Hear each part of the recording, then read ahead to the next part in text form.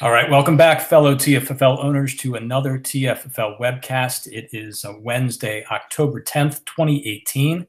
Looking back at Week 5 TFFL action, looking ahead to Week 6. I'll confess this is one of our lesser scripted agendas. Still a good outline, mind you, but I've got high hopes. I think we're going to have another good webcast tonight. I'll start by telling people what Hank discovered. Last week was our 75th TFFL webcast. This is number 76, barreling toward 100, believe it or not. And many thanks to our viewers out there for being along for the ride with us. Thank you. You know, Stick, this is going to have to go in the archives. Most times guest hosting or guest spots. Sure. That'll be a trivia question down the line. So yeah, we're in full swing here in the 2018 season. Again, getting into Week 6 now, the heart of the season. Lots of headlines here to quickly run through. The Boba Fats, their unbeaten streak continues. Terry, I think you said 17 games now? 17 games, yes. Unbelievable. On the flip side, the Beavers win. They get their first win of the year, beating the K-Wheels. So their streak of losses to start the season over. We're not going to talk a lot about the sponge fishermen. I promised Chief we wouldn't, but it is remarkable the string of bad fortune this franchise is having. We had all the suspensions to start the year. We can go back to Andrew Luck and his crazy injury. But just this past week, Mason Crosby misses 5 kicks. I think that would have been the difference in the game. Isaiah Crowell has a career day on the bench. I think that would have been a difference in this game. Matt Breida gets injured. I guess the good news there is that wasn't as bad as it could have been. And then out of thin air, Jay Ajayi, done for the year, torn ACL. I'm sorry, Chief. Like every headline that comes up is just a bad news for the sponge. Good thing we didn't talk a lot about the sponge. And bring Yeah. up bad news. Yeah. I'm not going to ask him tough questions. There's no bad news making. You know, it just goes to prove that the old adage that you know, any advertising is good advertising or any news is good news. Any news is not good news. I'm not sure, with the exception of that one glorious week of Baker Mayfield. Right. I've seen one of my players in a headline and say, "Oh, that's awesome." Yeah. Yeah, I've stopped sending bad news for the sponge fisherman emails. They just get repetitive. So I'm sorry, Chief. So on the good news front, the Mongols, Drew Brees, newly acquired Drew Brees, coming through with the big game that Terry was expecting, delivering a win, a difference-making win. Nice work, Terry. Yeah, that was a lot of fun, being able to be down a pretty good amount going into Monday night and have the horses to come back and win. That was fun. So thank you, Drew, and let's keep it up for the rest of the year. That sucked. Mongols with a winning record now? Yes, 3-2. Hey, so let me quickly introduce our panel as always. I'm Stick, General Manager, TFFL Media, leader of the Aliens, the 2-2-1 Aliens. We're sort of starting over here at 500 heading into Week 6. Terry, our Commissioner, and Managing Director? Yeah, we'll go with that. I don't even remember. I'm, Managing Director. Of the Steel City Mongols? Yes. Chief, our former commissioner and skipper of the Sponge Fishermen. Welcome. Thank you. Hank, czar and CEO of the K-Wheels, IT Director. Good day. Glad to be here. We'll get to the standings in a minute, but I know we've got printouts once again. We have a printout. I took advantage of some time at the office today to work on some TFFL items. Good work. Nice job. Time well spent. I'll let your boss know. I won't. He might get mad at me. And as we discussed, TFBA research should be on your list for the office tomorrow, I hope. It is top of the list tomorrow. We're gonna put in some good time. Yeah. And Berto, Jack's Giant Killers. Yes. And We're Sasha's- still working on that moniker, Stick. So. Okay. You let me know. And, representing the TFBA, Sasha Stash T-shirt. That's right. Yeah, good. It's all TFBA now. TFFL is in the rearview window. All right, so I told you. I think I did go ahead, Bruno. I was going to say one thing. We should resurrect the mailbag specifically for suggestions about our 100th episode. So the mailbag was always a great webcast treat. We haven't had one in a while. So nobody is going to believe me now, but we are going to segue to the TFFL mailbag. Bruno. No way. Wow. Well done. lead in. I can vouch for that being unscripted. And I didn't know that. That really was unscripted. Now, Have you guys done like 76 webcasts together or something? Yeah, we know what's coming. 76th webcast, gentlemen. Now, you know what's going to happen here. The mailbag is going to segue into the treasure chest, the TFFL treasure chest, and that's going to segue into TFFL trivia. So this is going to be a complicated operation. And before I get to all that, I asked each of you before the show tonight to ponder a very specific question. Keep your answers to yourself, okay? All right, so as Berto said, it's been a while, but the mail has been piling up. I just haven't been able to get it. I can't believe you actually pulled that out. So coming out of the Trader Joe's mailbag here, let's pick one out here. Did I hear a cat meow? Ah, there we go. There we go. Okay. This is from Michael Giovanco, head cheese of the Hormel Hams. Thanks for writing in, Michael. I thought of a good topic for the webcast, he says. We'll be the judge of that. Okay. What franchise QBs do you associate with each TFFL team? Peyton Manning and the Hormel Hams, for instance. For a few teams, I'd really scratch my head. The Mongols or Sponge? I'm drawing a blank, he says. So, now, before we get to trivia, let's reward our writer today. Reach into the old Steelers helmet here and pull out from the TFFL treasure chest. Oh, look at this. A Drew Brees fathead. Perfect. Because don't you associate Drew Brees with the Hormel Hams? There you go. There you go. Drew Brees with the Hams, but not anymore, right? Yep. All right, so this is kind of a different take on TFFL trivia tonight. I asked each of you, our four panelists, to think of the quarterback you most associate with your own franchise. I don't want you to give up your answer. I just want you to write it down there. And what I want each of you to do is think about the quarterback that you would associate with the other three panelists' franchises. Oh, man. And if you can guess the right one, the one that the owner of that franchise has written down, you get a point. Does that make sense? Three points possible then. I absolutely love it. I love this question. This is excellent work on trivia. So it's the matter of the stash, or it's not the stash, the Killers, the Sponge, the Mongols, and the Aliens. Yeah, I'm just asking the questions here. I wasn't talking. Yeah, but you're in for us. You should be a point for us if we can get yours too. Sure. I have answered this question myself. So. All right, well, write your answer down. I'll be honest. I don't think I have one answer for anyone. No, I'm gonna. I don't either. On this. I don't even have an answer for my own team. You know what, Terry? I got an answer, and it may not be yours, but I'm going with it. Hey, that's what makes this fun. This is sort of like what is it? Celebrity Pyramid or wherever they have to match the. Yeah. So it may not be the right answer, but as long as you've got the answer the other person is thinking of, you get a point. That's how Celebrity Pyramid works. Or whatever it was. I don't know.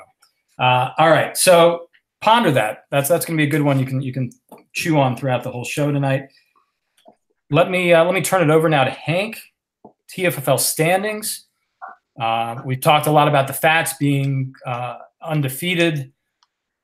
But we're starting to see some of that mushiness creep back into the middle of the standings. We are. I'm taking it a little bit differently tonight, just because we're gonna break up the teams a little bit differently. Let's now look at our division leaders. We've got the K-Wheels ahead at 3-2 in the NoCo East. The Boa Fats leading the NoCo West. The Devils clearly ahead in the So-So East, and then the Hormel Hams currently leading the So-So West. So those are your leaders at the moment. Now we come down here and we get a little others in the mix. And in the North, we've got the AMPAC, who are virtually tied with the K-Wheels, except for the tiebreaker, despite what the TFFL commissioner.com journalist says. The Aliens are dead even at 2-2-1, and the Lizards standing there at 2-3. Still looking good. In the South, we have the Mongols 3-2. The Senators also in that 2-2-1, going nowhere. But they, still trying to turn around. Now on the bottom here, we've got not really to mention right now. The Killers sitting at 1-4. The Beavers just coming off their first win. Granted, probably feeling pretty good at 1-4. And the Sponge at 0-5. And I think we're at that point of the season, and I think we're going to talk about this a little bit later, where those bottom three teams have really got to think about, is this going to happen this year, or is it time to start looking at, franchise level moves and seeing what makes sense? So if, just looking at it candidly, you've got about 9 teams that are looking like they've got some competition to put ahead. And the other 3 have really got to get some wins going in a hurry. Or not. The object here is to get 0 wins. As optimistic as I like to be, winning 7 of 8 is probably not going to happen. Right. With my upcoming schedule. Now, if I'm jumping ahead of something later scheduled in the program, I apologize. But I'm aware of my responsibilities to the league to put a competitive lineup there every week, and I'll probably back into a win or 2. But boy, I hope not. I have no problem being the first TFFL team going 0-13. Well, and I would sign up for that right now. You saw me last year. I never tried to lose, but I got to a point very quickly where it's like I would rather get Saquon Barkley than win a meaningless game at the end of the season. Well, yeah, but you got to save some. You want to improve your archives, your lifetime record, right? So let's win some games, crying out loud. This is I want to win games. This is another nice segue into the first topic of our roundtable chat. So we talked about the Beavers. They had already sort of put out the for sale sign, the fire sale sign. They did that after 0-1. Right. And we've talked about that. Chief, we're not going to belabor the Sponge, but as he just mentioned. And then this week, it was Berto and the Giant Killers time stamping the time of death on their 2018 season on Monday night. And so I hate to say it, but I think the race for our #1 overall pick may come down to 2 of our panelists here, the Giant Killers and the Sponge. Berto, let's talk about the Giant Killers for a moment. Let's explore where your franchise is. And the first thing I wanted to ask was that statement premature? Have you had any second thoughts? Do you still maybe think you can crawl back into this? So no second thoughts, but I have cooled down. But I think the playoffs are unrealistic at this point. But I'm not. I mean, it's is it a fire sale? No, but a couple guys. There's been some conversations I've had with other owners, but I have cooled down, but I'm not making the playoffs. This is unfamiliar territory for you. I know, I don't like it. Terry, how do you deal with this? You beat me to the punch. It never gets easy. It still sucks. All right. So walk me through this. Can I do some therapy sessions with you? No. I'm going to be no help. All right. So who are you building around? Who's untouchable that you're excited about for the future? And I know one of the answers. Who are you trying to sell right now? So who am I trying to? So everyone is available. No one is untouchable. But yes, there clearly are 2 guys that there's been some conversations about with a number of teams who I think would be great additions. Who probably can't be kept on the Killers. But, so I would encourage everyone watching the webcast live or viewing this tomorrow to send me their very best offers for Lynch or for Alfred Morris. There's some things that are out there, but I expect something to get done pretty soon on one of those guys or both of them. So that's that. Building around Chubb, Ertz, Corey Davis, Baldwin. Sam Baldwin's, could be had as well for the right price. One of the reasons why I drafted Sam Darnold was just the fact that he was starting, right? Now we knew that Baker Mayfield and some of these other guys would get into the game, and they all got in actually quicker than I anticipated. But one of the things I liked about Darnold was that he was starting right off the bat. And could he grow into the Killers quarterback for the future? And the jury's still out on that, so we'll see. But he's a potential as well. Alex Collins, I think, is a pretty good building block. So I got some pieces there. And Chubb, I love that pick. I love getting him at where I got him this year. So certainly he's a good building block as well. All right, panel. Considering where the Amsterdam Packers are, how strong their franchise is right now, where the K-Wheels are, the very strong rebuilding plan in place and some strong talent there, putting them in a winning position already this year.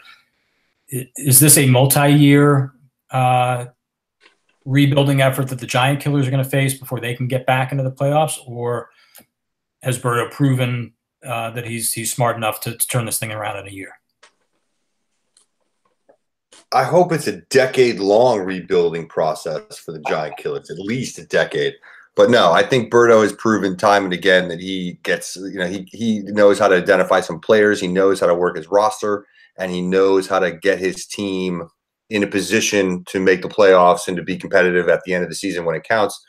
This is just one of those years where his guys didn't pan out for any number of reasons in the early going. And like we were talking about earlier, now 1-4, you got to kind of look at it and be realistic about what it's going to take to get to the end game.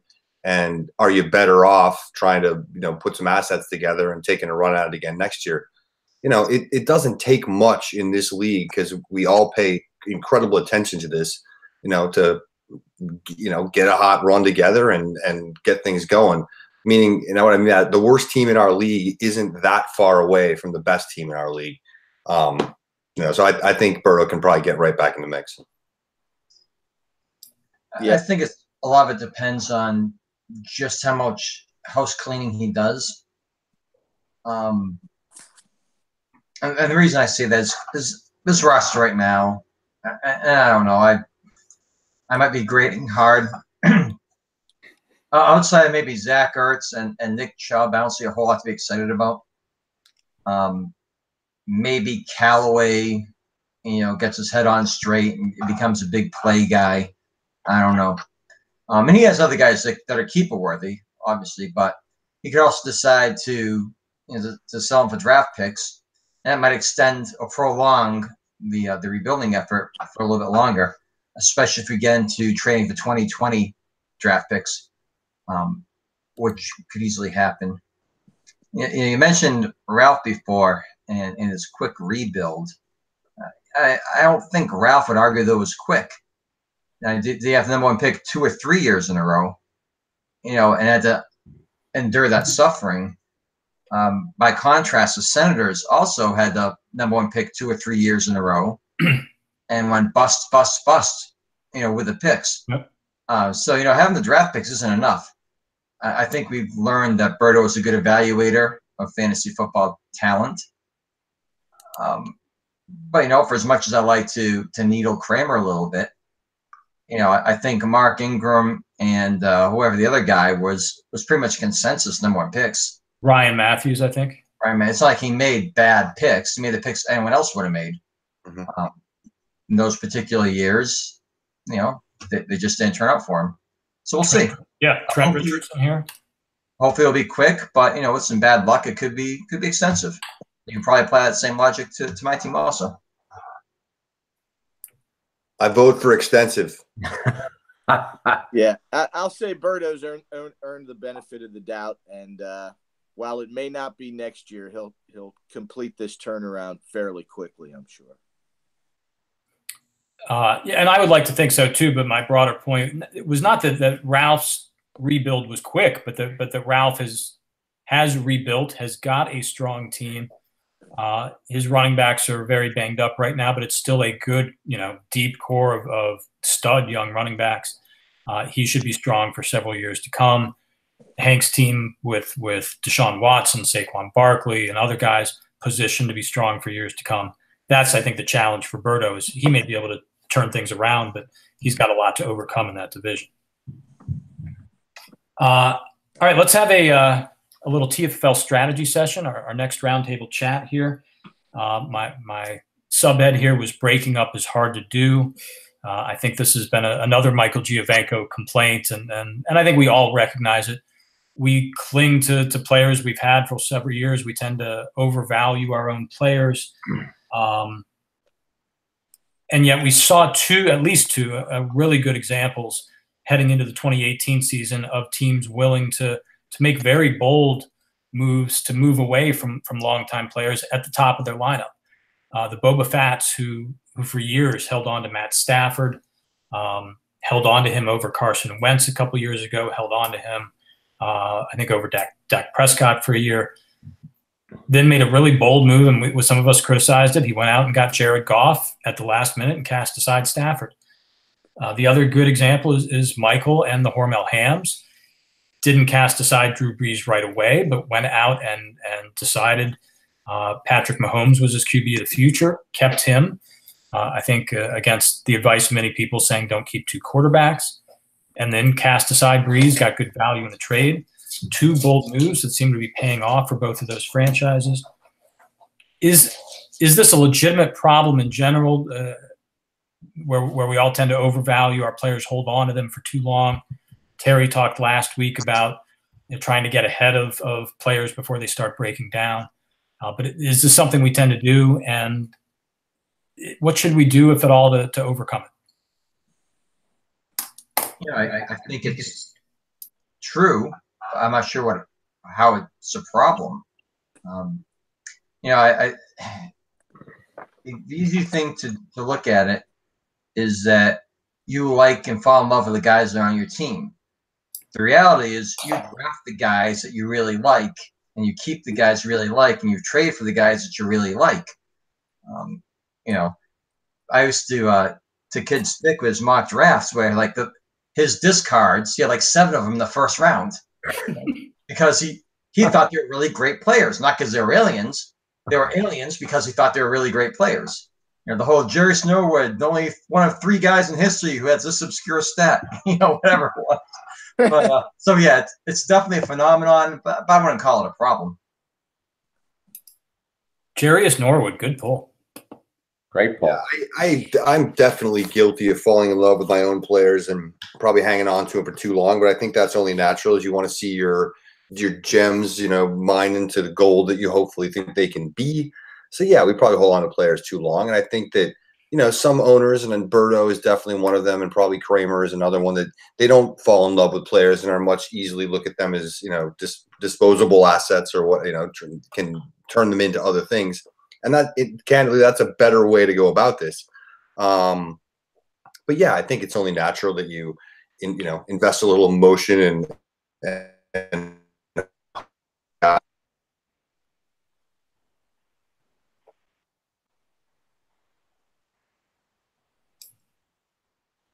Berto?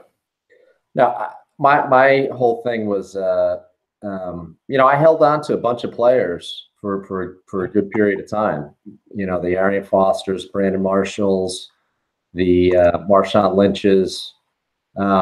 So to me, it's always the core guys that you hold on to, and the other satellite guys that you seem to gravitate to that, that to Chief's point, maybe you want back on your team, and you're going to go out and draft them. So maybe a guy that really should be drafted in the 5th round.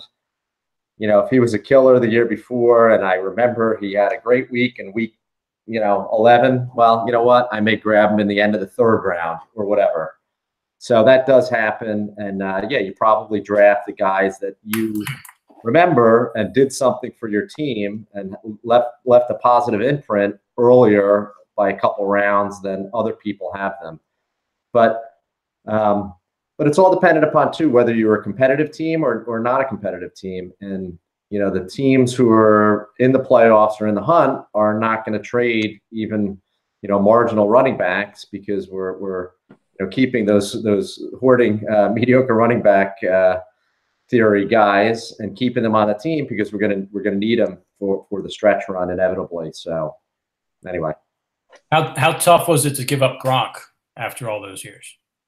I had a lot of remorse after that trade, and I went back to Kramer. I'm like, oh my God, why did I do this trade? Yes, I did, and that was that would have been a guy a couple years before that I would have never have considered trading. He was a core guy, like I just referenced. Yep.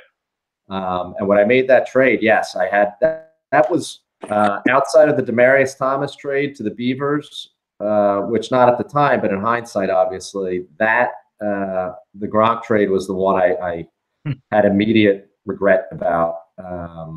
But it's okay right now because I think Ertz is outscoring Gronk, so we'll take that. And but yes, that was a tough one. For what it's worth, Berto, and it pains me to say it, I think you probably got the switch there at the right time. So I hope Ertz tanks, but I think you did that really well.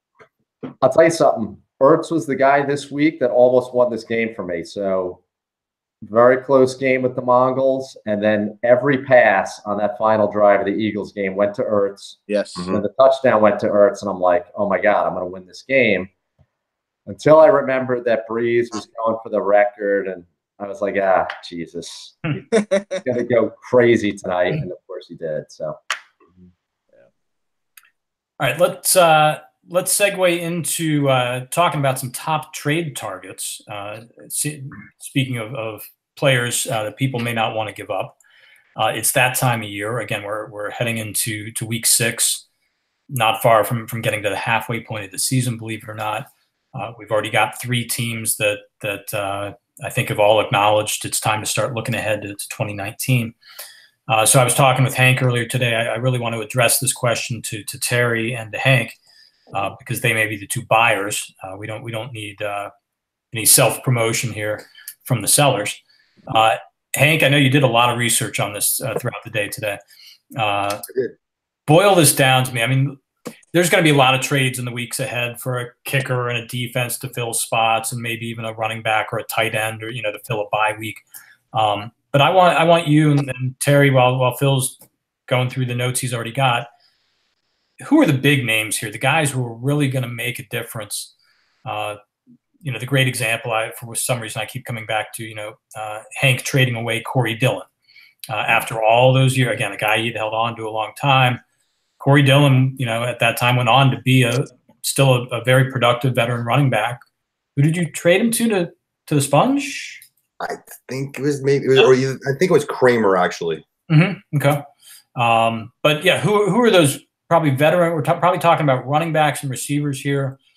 Some quarterbacks could be of value if there are some injuries, but who are the running backs and receivers that people are going to be potentially trading a first-round pick for? Or 2nd and 3rd round picks, and maybe getting into a little bidding war for who could make a difference for the winning teams looking to secure a playoff bid.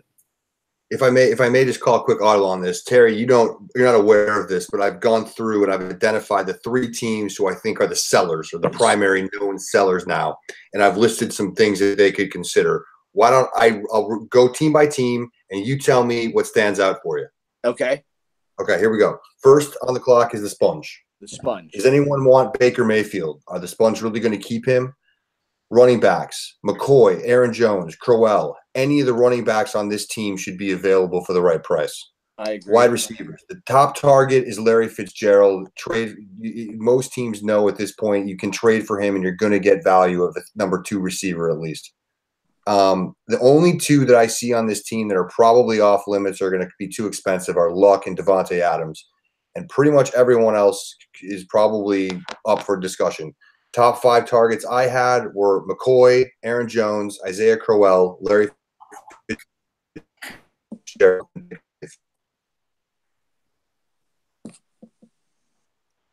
Yeah, I would agree with that. I think McCoy is definitely going to be offered out there. Aaron Jones, yeah, I mean you should consider a trade for him. He might be more of a in the keeper category, but yeah, I would agree with your take on his roster.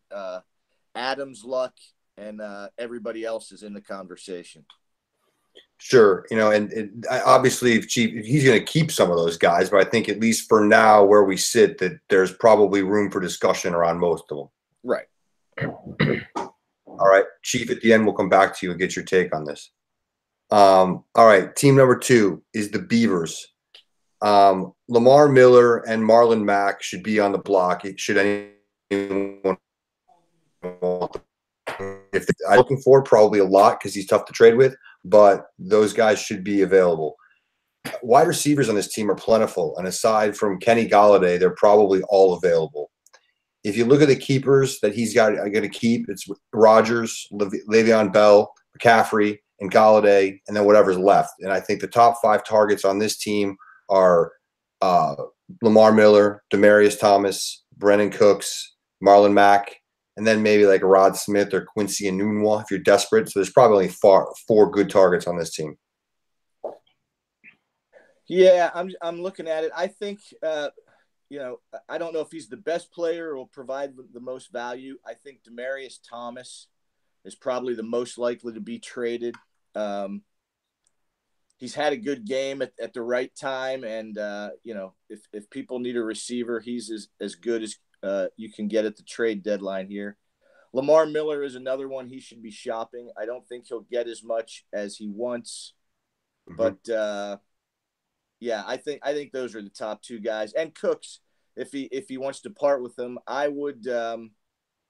Again, you can always have the discussion. I would probably lean more towards keeping Cooks in the Rams offense, but Miller and Thomas for sure. Yeah, good. And yeah, Cooks would be the one where you'd probably have to overpay to get him if somebody really liked him. But as I said, the Beavers are going to be tough to trade with, so good luck on prying some of those guys away. All right, and then let's talk about our friendly neighborhood giant killers. I said maybe Nick Chubb and Zach Ertz are off limits in terms of you're going to have to offer a fortune to get them and probably not get the value right away. But there are at least 5 running backs on this roster that could be available, starting with Marshawn Lynch. He's probably the number 1 trade target of everybody. And then Alfred Morris, who's been offered as well, is probably a little cheaper version of that. And Frank Gore, why not? Frank Gore is somebody who also might have a little bit of help. Wide receivers. What's that? Especially if you got Drake. Exactly. If you got Drake, you may want Gore to back him up. On the wide receiver side, I think there are many. If you figure Corey Davis is a keeper, then Doug Baldwin may be a really good target. He probably is not cheap, but he's probably somebody that could be had, along with Brandon Marshall, Sterling Shepard, Michael Crabtree. Callaway is probably somebody that you have to overpay for if you really like him. But they all have got some value. Berto, who, as we talked about earlier, is willing to make a trade. If you figure the keepers for him are likely Alex Collins, Nick Chubb, and Corey Davis and Ertz. I think anything else is probably up for discussion. And Berto's ready to unload one way or the other. So top 5 targets: Marshawn Lynch, Doug Baldwin, Alfred Morris, Frank Gore, Crabtree, Shepard, Marshall. Have at it. Berto's store is open. And I would say, I don't like to say injuries, but if another franchise was to come up with a quarterback problem, Big Ben would also be available in trade. And, you go to battle with Sam Darnold as your starter for the rest of the year. That may work out for the number 1 pick. Yeah. If Burrow's going full tank, Big Ben should definitely be available. Yes. Yep. But, I think Lynch is the obvious one. Alf Morris, Crabtree, from those veterans that can help you down the stretch. Those would be the ones I see likely getting traded. Can I rebuild and go on an 8-game winning streak? That's probably not likely. Right. So I warned you guys, Hank had lots of notes on this topic. Nice. Good work. Yeah. So let me see if I can boil this down.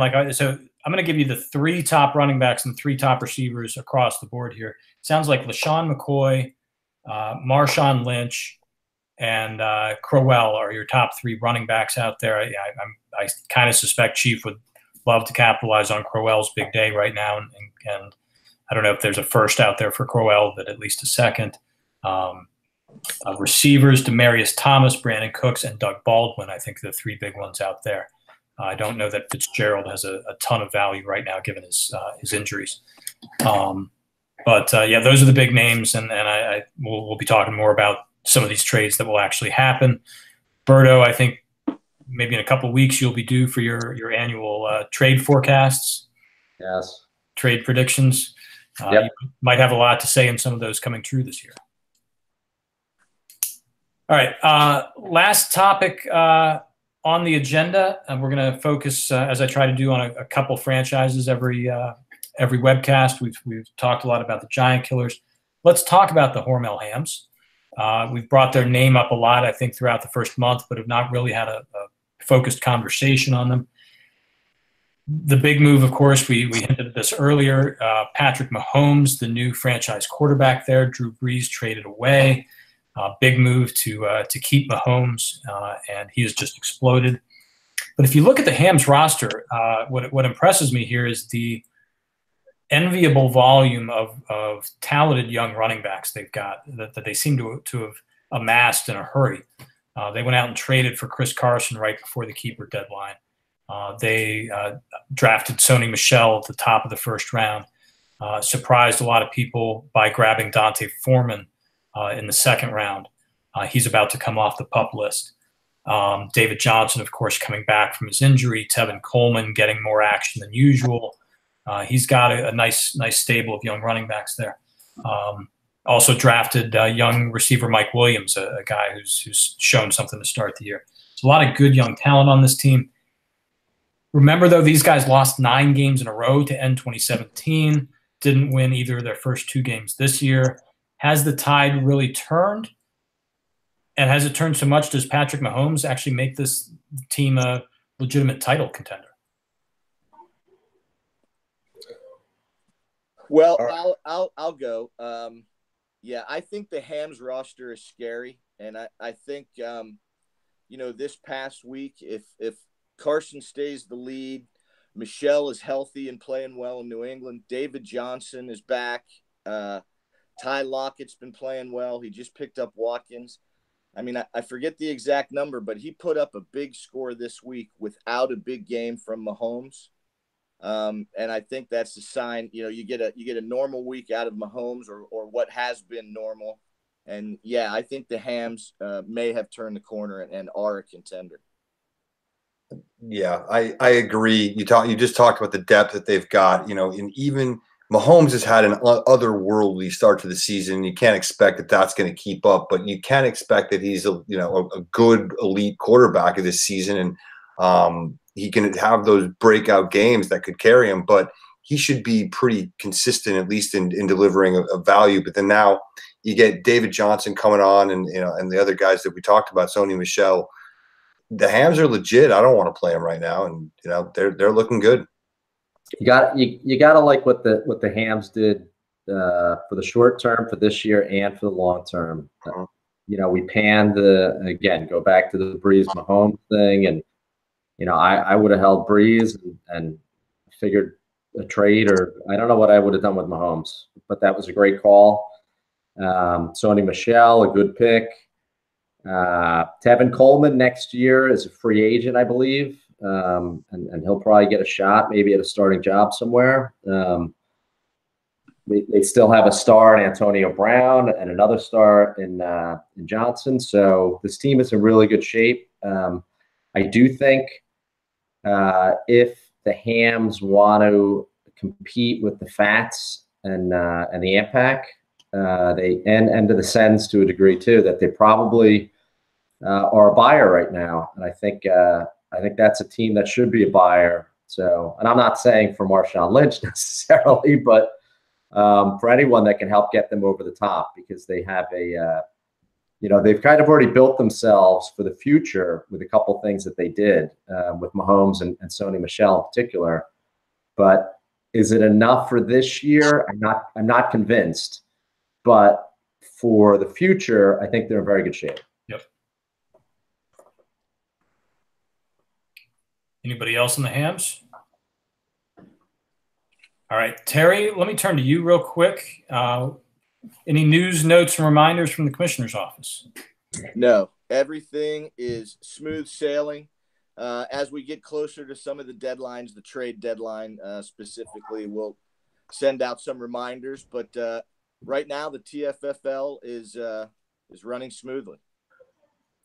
I don't expect you to have the exact answer. Maybe you do, but as we talk about trade targets, it's probably worth pointing out is it 5 weeks away, 6 weeks away? We're starting to get to that point where you're measuring. Yeah. I don't have the exact number, but I will for the next webcast, and we'll start making sure everybody knows what the date is. All right. Well, keep up the good work, sir. I believe it's the day before Thanksgiving. Okay. That's usually about right.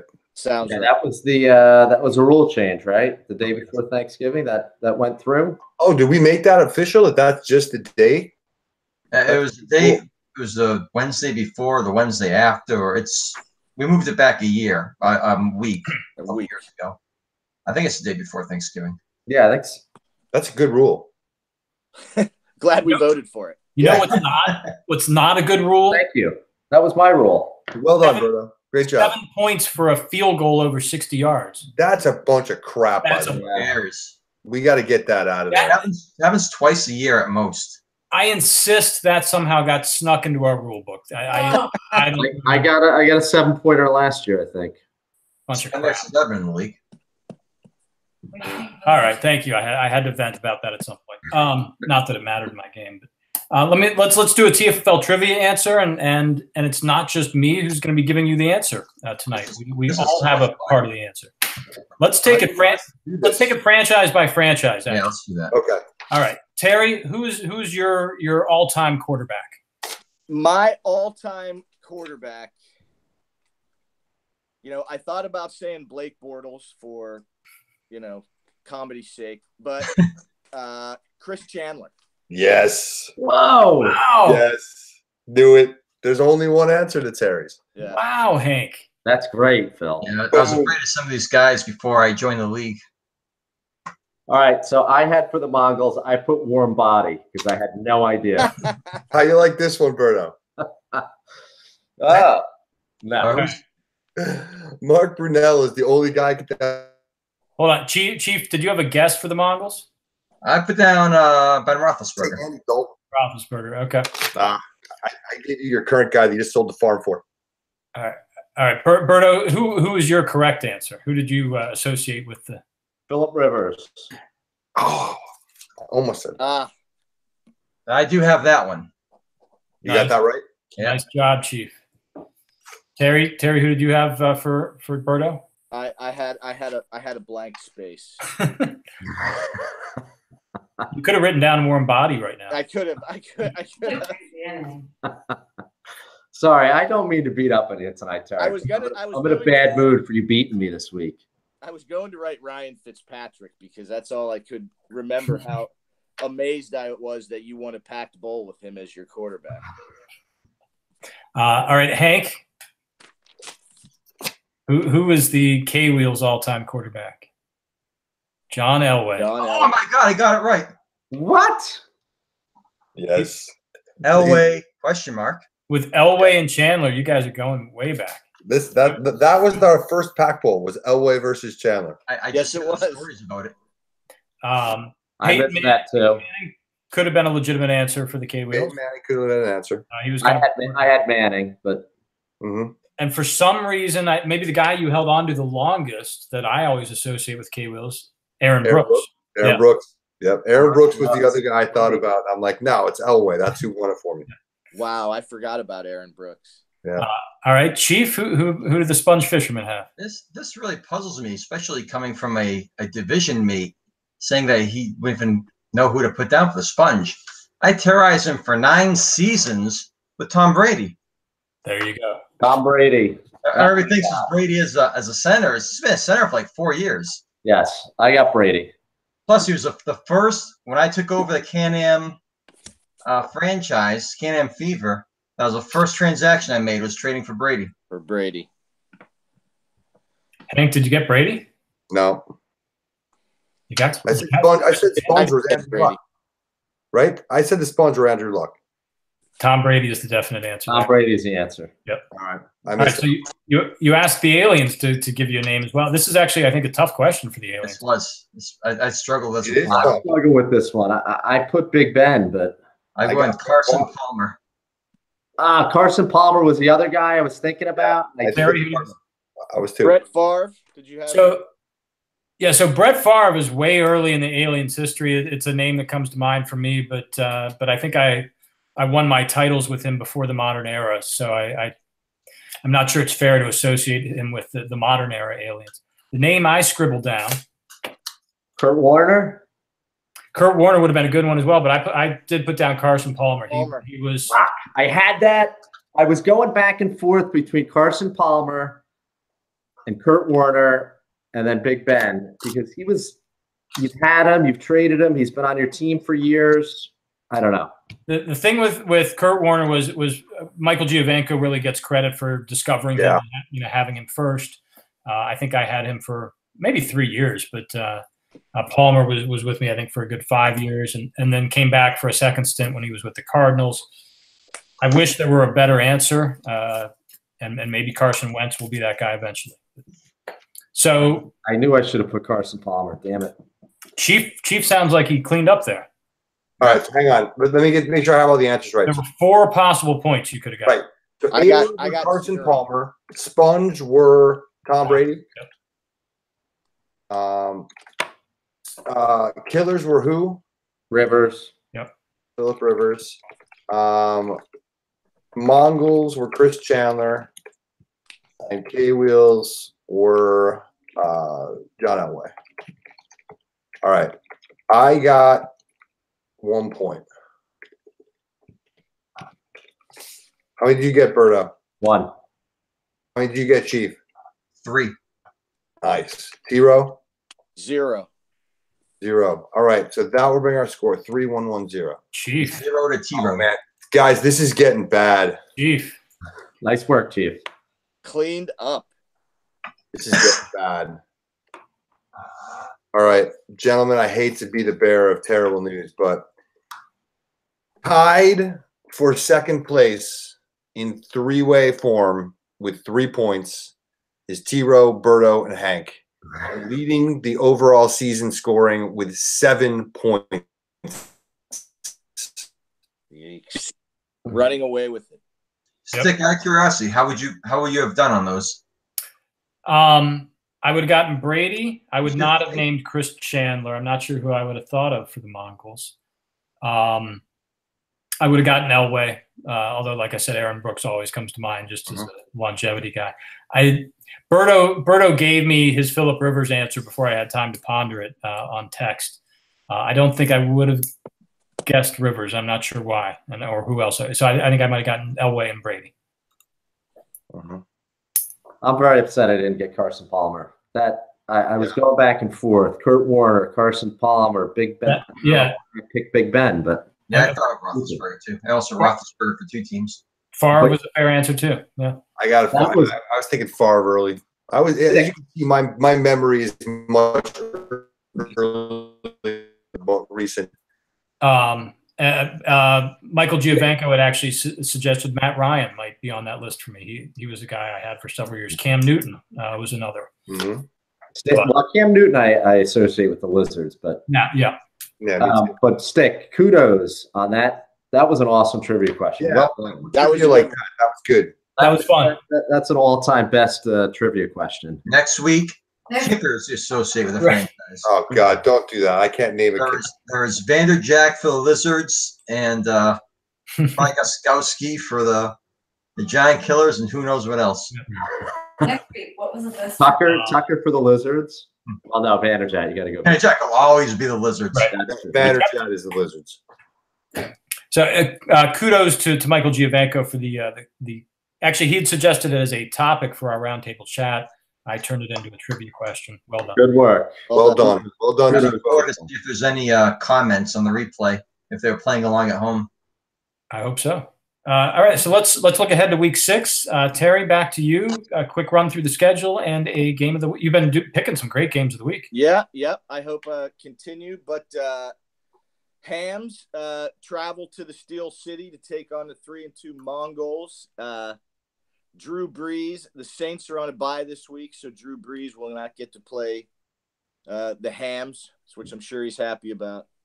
Aliens 2-1 at the Killers. Lizards play the Ampac. Sponge 0-5 at the Devils, 4-1. 2-1 Senators. 2-1 Senators at the 1-4 Beavers. And the game of the week, on a 17-game winning streak, the 4-0-1 Frams travel to K-Wheel Stadium to play the 3-2 K-Wheels, looking to end a 2-game losing streak.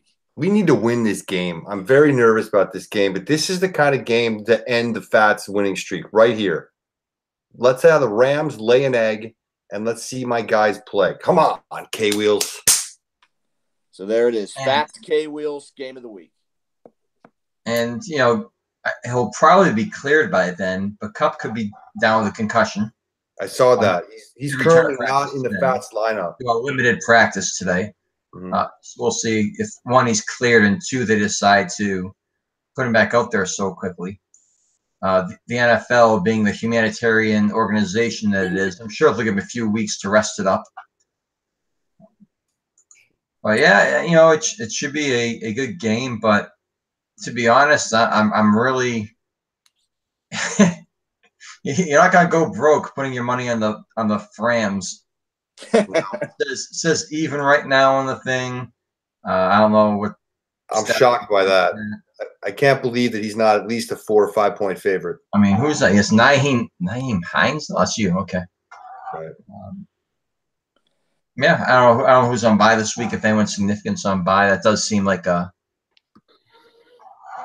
No, I don't Corey think looks probably coming back. He might be in there. We'll see. Looks like you got pretty good lineups in there. 68, he does. 68. Yeah. Yeah. I do want to point out that Boba Fett's lead the series 15-5, though. Well, and they get all the check marks at the top. Every single check mark is theirs. So, yeah, I mean, this would be a big win for the K-Wheels. This would really be helpful. Yeah, you're gonna need Deshaun Watson to have a big game. He's playing Buffalo. Yep, I need to light it up. Maybe throw a couple to Fuller. Yep. Julio Jones should be the shootout. The Falcons versus Tampa Bay. At some point, he's so overdue to score a touchdown. I mean, he has not scored a touchdown this year, and he leads the league in yardage.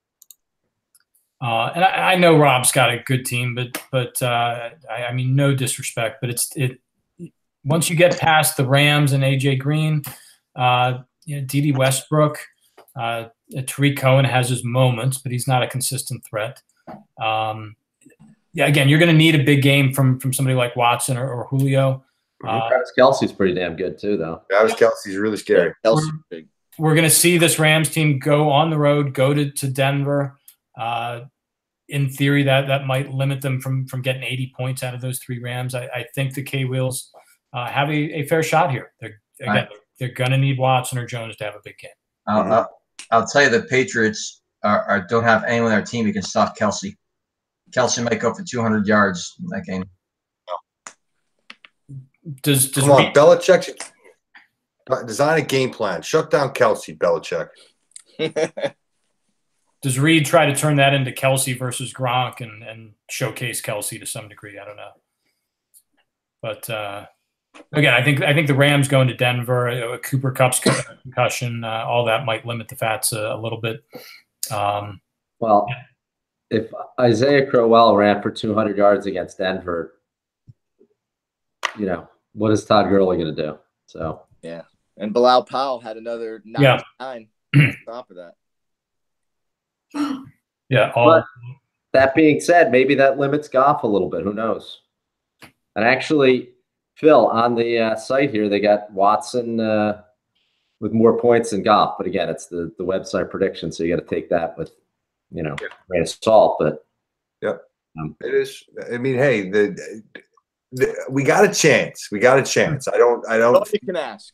They won 17 games in a row. They haven't lost in 17 games. That's something. So they're due. They're due for a loss. The league can get behind this. The Fats have won and gone on long enough. Time to end this thing. All right, well, let's wrap up here. We're heading into week 6 again. Good luck on the field. Good luck to those of you who are perhaps talking trade. Terry, in particular, I'll tell you again.